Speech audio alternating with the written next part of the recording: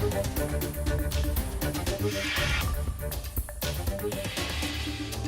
calling on Stellantis, Toledo Assembly Complex, Local 12, in Region 2B to stand up and strike. Happening right now, Union President Shawn Fain announcing last hour that the Toledo Assembly Complex, home of the Jeep Wrangler and Gladiator, represented by UAW Local 12, will go on strike at midnight if a deal is not reached before then. Others called to strike included Ford's final assembly and paint shop in Wayne, Michigan, and the GM Wentzville assembly plant in Missouri. The UAW plans to hold what it called a stand up and strike. That means the plan is to stagger which facilities go on strike so that not all workers will be on the picket line at the same time. This strategy will keep the companies guessing. It will give our national negotiators maximum leverage and flexibility in bargaining.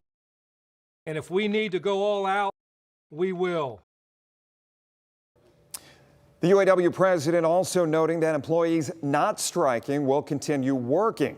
He says that if that scenario plays out, the union will not extend contracts when they expire, but rather members will work under an expired agreement. With that in mind, we want to lay out exactly what the UAW is asking for tonight. Demands include pay raises, the restoration of cost of living adjustments, medical benefits for retirees and defined benefit pension, a work-life balance that means things like improved paid parental leave, just to name a few. The UAW represents more than 145,000 workers between the big three. Analysts have said that this strike with all three automakers at one time would have an unprecedented and historic impact. We have team coverage of negotiations. That strike deadline, of course, coming up at the top of the hour at midnight. Michael Sandlin is live at the Jeep Assembly Complex in North Toledo, following the latest on when workers, if we're seeing them already walk off the job, when we could see them walk off the job. And Andre Norris, he's got reaction from union workers as well. He'll share more on their feelings that they shared with us before they got the big news tonight. But let's start that team coverage with Michael Sandlin. What can you tell us at this point? Jeff, sources inside the plant tell us that Jeep Gladiator workers have already been dismissed for the night just a little after 11. We have been seeing cars stream out right now.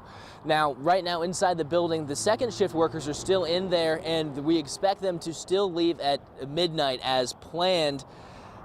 Right now, they're counting down the hours, counting down the minutes as they continue to just wait out the clock, wondering if they are going to go at midnight. And with less than an hour to go before the deadline, I can only imagine that anticipation. Now, there's a grand total of 7,000 workers here at the Jeep Assembly plant. All of them will be walked off by tomorrow. Now, those second shift workers currently waiting it out, they've been instructed to go directly to their cars or assume their positions at the picket line. Last Friday, Local 12 gave a full-on clinic explaining how to properly act in times like this.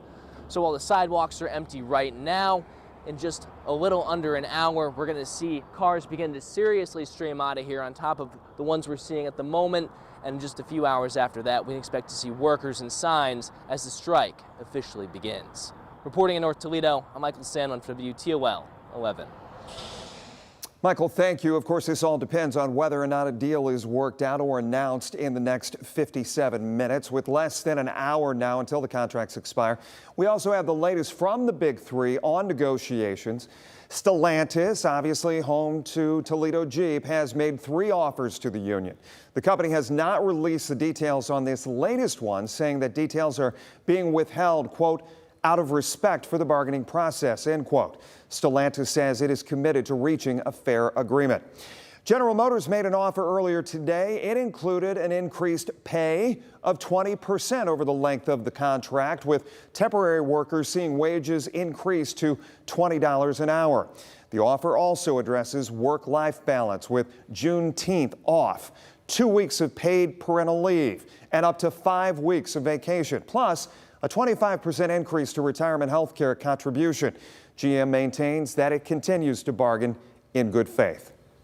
And in an interview today, Ford CEO Jim Farley said the company has not heard anything after it made its latest offer to the UAW on Tuesday.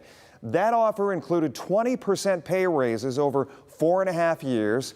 Jim Farley saying that typically the two sides have been able to come to an agreement by working with UAW partners, but this time is different since the company has not gotten any proposal back.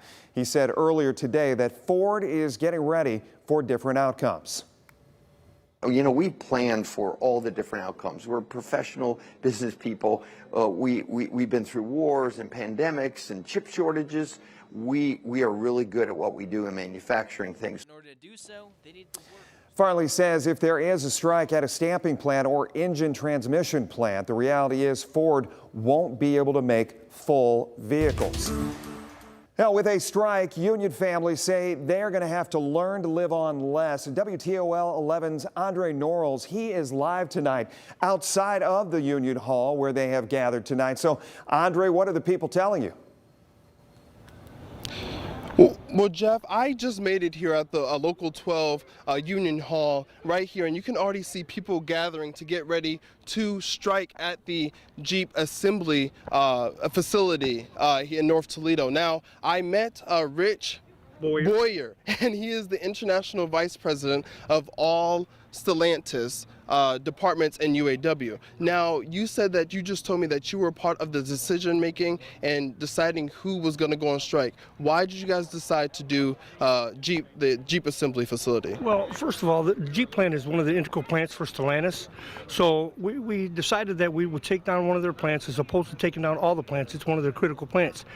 The reason why we decided as an international executive board to take the plants down is because of the fair wages, and for me specifically, because of the Belvedere Assembly Plant in Belvedere, Illinois.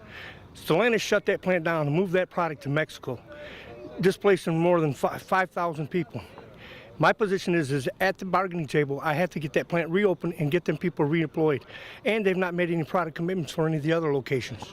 And you said you've been at the bargaining table, right, during this negotiation. Absolutely. So what has that been like? Well, it's been really contentious to start out, to be quite honest with you. We've been at the bargaining table for roughly 6 to 8 weeks, and over the 8 weeks, the company really didn't start coming to the table until the last couple of weeks with no sense of urgency. I think that they really didn't believe that we were going to take action.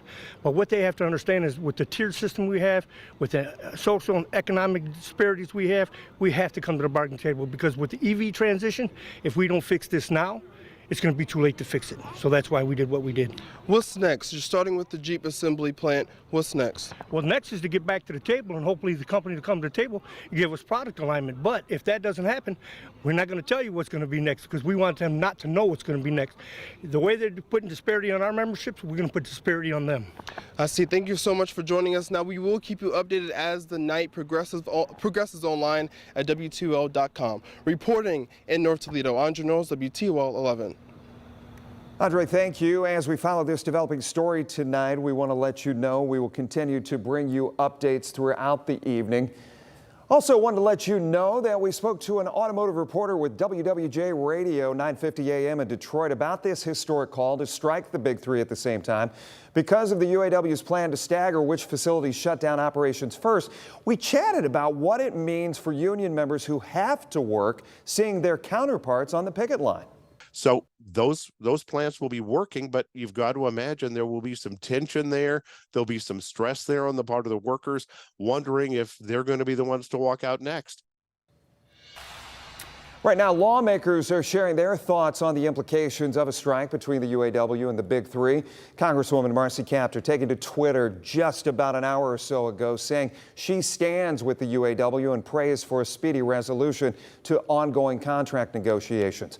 Michigan Governor Gretchen Whitmer also shared her thoughts today. She was in Detroit at the North American International Auto Show. The governor saying that she hopes for the best for both sides.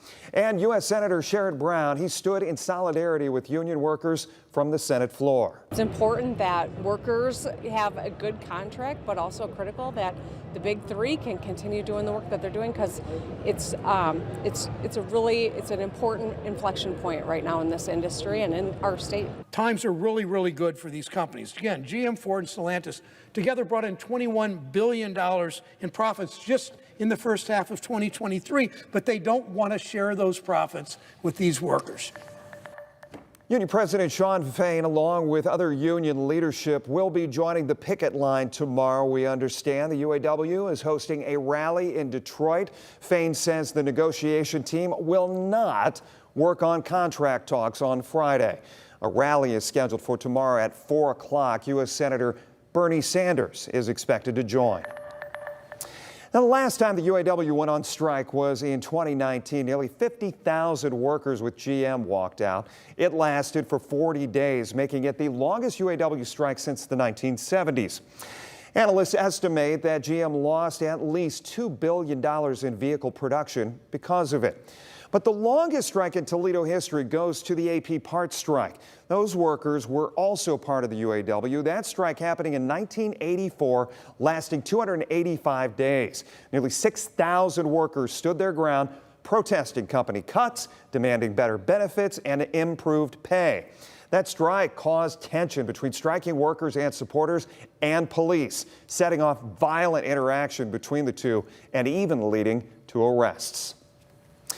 Be sure to find all of our continuing coverage online. We'll be sure to bring you the latest on negotiations as they continue, if they continue. Find reaction from the Big Three, union leadership and members, and the community here in Northwest Ohio and Southeast Michigan, all on our website, WTOL.com.